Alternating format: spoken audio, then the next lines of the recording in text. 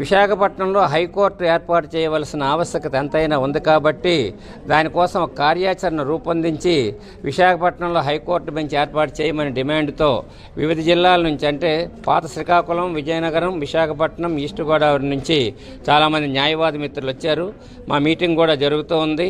దానికోసం ఏంటంటే ఇక్కడ అనేకమైనటువంటి మౌలిక వస్తువులు ఉన్నాయి. అంతేకాకుండా ఈ విశాఖపట్నం అనేది చాలా ముఖ్యమైనటువంటి నగరం. ఇండియాలోనే అత్యధిక వేగంగా డెవలప్ అవుతున్నటువంటి సిటీ కాబట్టి, అంతేకాకుండా ఉత్తరాంధ్ర తాలూకా కేసులే హైకోర్టులో చాలా వరకు అంటే సుమారు 43% వరకు ఉన్నాయి.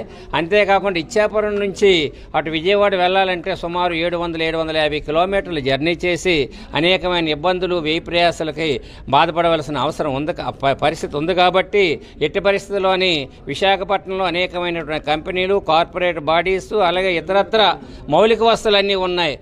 విమాన ప్రయాణం, అటు షిప్పులు కానీ, లేకపోతే ఇటు రైలు మార్గాలు కానీ, లేకపోతే రోడ్డు మార్గాలు కానీ ఈ విశాఖపట్నం అన్ని విధాల అనుకూలంగా ఉంటుంది.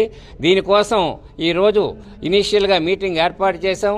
ఇందులో ప్రజలందరినీ కూడా భాగస్వాములుగా చేసి, ప్రజాప్రతినిధులందరినీ కూడా అఖిలపక్ష మీటింగ్ కూడా ఏర్పాటు చేసి, ఏదైనా విశాఖపట్నంలో హైకోర్టు బెంచ్ ఏర్పాటు అయ్యేటంత వరకు కూడా మేము మా తాలూకా కృషి కష్టపడి ఏ విధంగానైనా విశాఖపట్నంలో హైకోర్టు బెంచ్ సాధించాలని ఉత్తరాంధ్ర తాలూకా న్యాయవాదులతో పాటు ప్రజలు, ప్రజాప్రతినిధులు అందరం కూడా కలుస్తామని చెప్తున్నాను.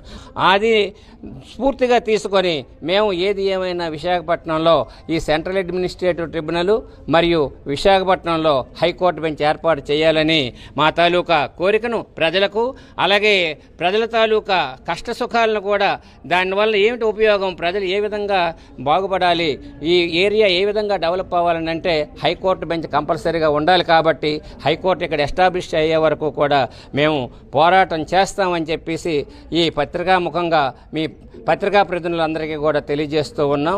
ఈ విధంగా మాకు న్యాయవాదులందరూ కూడా మా విశాఖపట్నం అయితేనేమి, విజయనగరం, శ్రీకాకుళం, కాకినాడ ఏరియాల నుంచి వచ్చినటువంటి న్యాయవాది మిత్రులకు కూడా మా తాలూకా కృతజ్ఞతలు తెలియజేసుకుంటున్నాం.